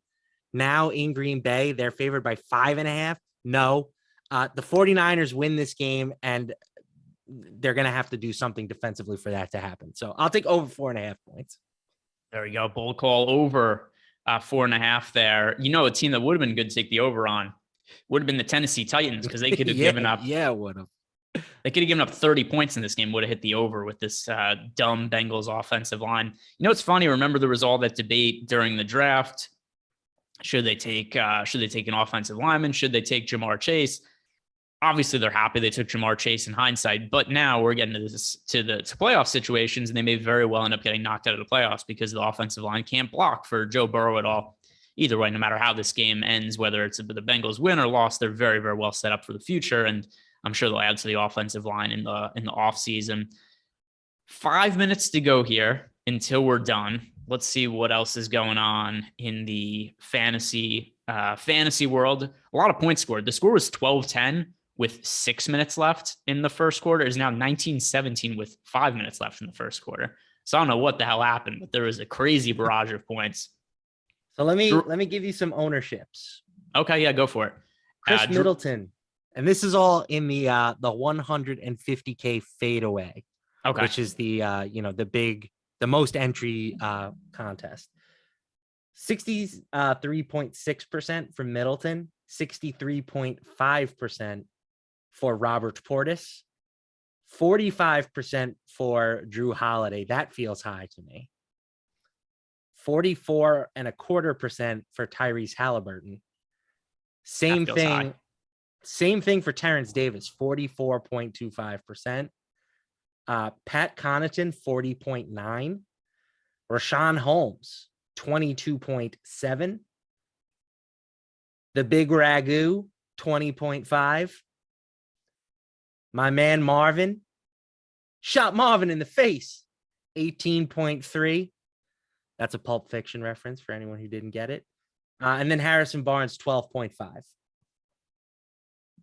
The Halliburton one's pretty, I guess maybe not that surprising because I know that people were, pretty high on him. And he had really big results before when De'Aaron Fox was out, but the number that I was personally underweight to. What did you say Terrence Davis was at?